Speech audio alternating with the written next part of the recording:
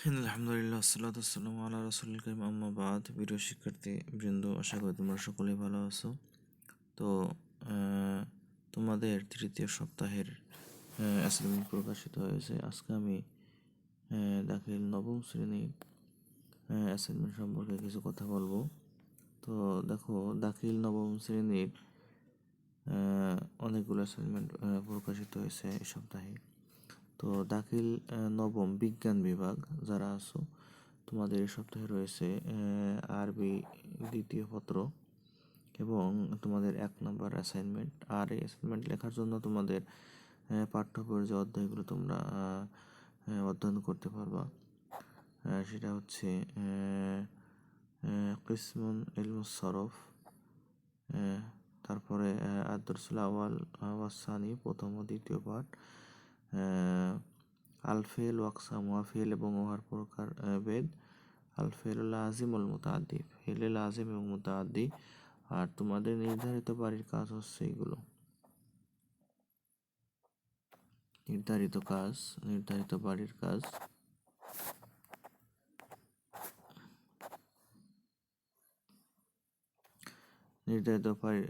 বাড়ির কাজ তোমাদের এগুলো।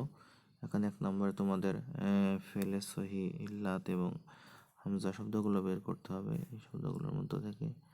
তারপর এখানে ফেলে মুতাআদ্দি ও লাজিম শব্দগুলো চিহ্নিতকরণ। তোমাদের পাঠ্য বইয়ের অধ্যায়গুলো ভালোভাবে অধ্যয়ন করবা, তাহলে অবশ্যই এ বিষয়ে তোমরা লিখতে পারবা। আশা করি বুঝতে পেরেছো। এখন আমি তোমাদের অন্য বিষয় সম্পর্কে চলে যাব। দাখিল নবম শ্রেণী মুজাব্বিদ বিভাগ, তাদের জন্য শুধু এটা, মুজাব্বিদ বিভাগ যারা তাদের জন্য।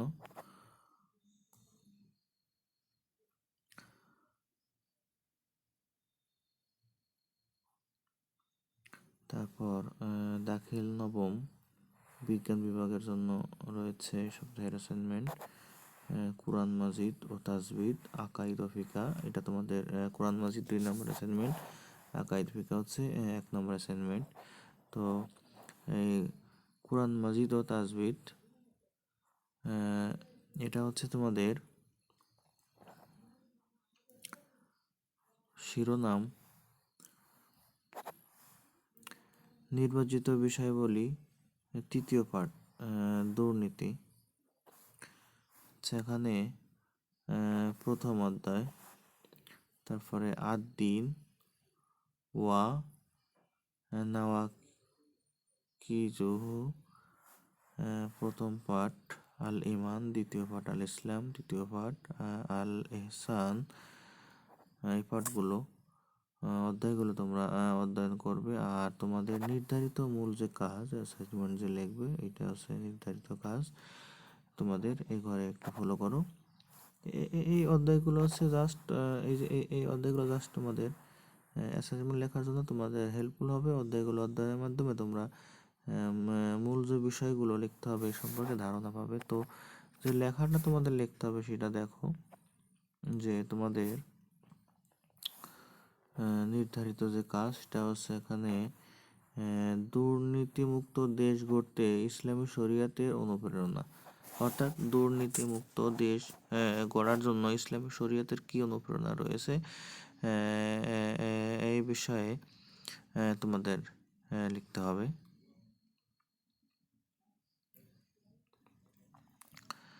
এরপর আমরা আসি তোমাদের এটা হচ্ছে মূলত তোমাদের কোরআন ও তাজবিদের জন্য আর কি, যে দুর্নীতিমুক্ত দেশ গড়তে ইসলামী শরিয়তের অনুপ্রেরণা। আর তোমাদের ফিকাহে যে বিষয় অ্যাসাইনমেন্ট লিখতে হবে সেটা হচ্ছে কোরআন সুন্নাহর আলোকে জঙ্গিবাদ ও সন্ত্রাস নির্মূল। সন্ত্রাস এবং জঙ্গিবাদ কিভাবে সমাজ থেকে দেশটাকে নির্মূল করা যায়, এই ব্যাপারে তোমাদেরকে লিখতে হবে কোরআন সুন্নাহর আলোকে। দেখা যাচ্ছে জঙ্গিবাদ কি, সন্ত্রাসবাদ কি, এগুলোর পরিচয়, তারপরে কোরআন হাদিসে এদের সম্পর্কে, এদের দৃষ্টিভঙ্গি বা এ সম্পর্কে কি বলা হয়েছে, এই বিষয়ে তোমাদের লিখতে হবে। টোটাল একটা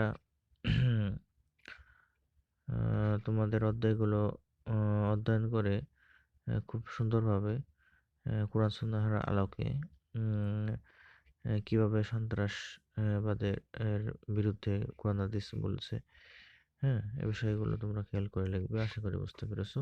তো আমরা তোমাদের অন্য একটি বিষয় এখন চলে যাব।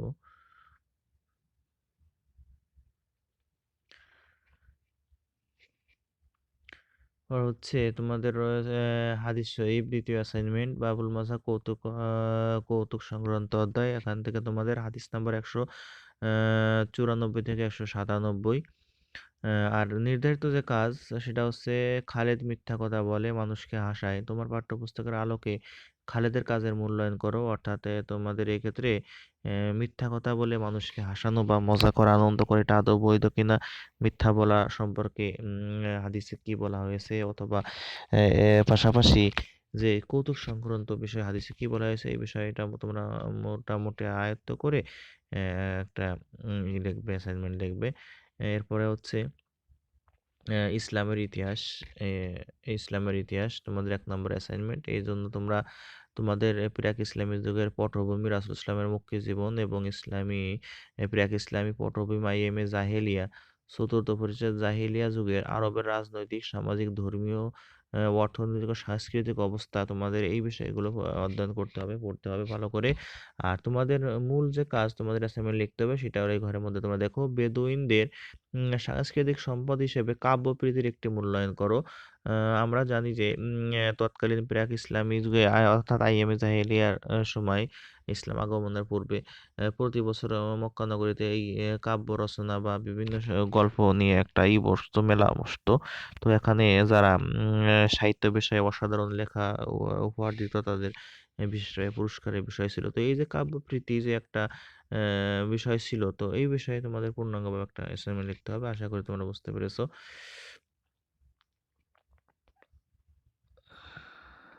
আজকে এ পর্যন্তই। তোমরা তোমাদের অ্যাসাইনমেন্টগুলো সুন্দর করে লিখবে এবং নির্দিষ্ট সময়ে, নির্ধারিত সময়ে তোমাদের শিক্ষা প্রতিষ্ঠানে বা সংশ্লিষ্ট শিক্ষকের কাছে জমা দিবে। তাহলে আজকে এখানে শেষ করছি। তোমাদের শুভকামনা। আসসালামু আলাইকুম রহমতুল্লাহ।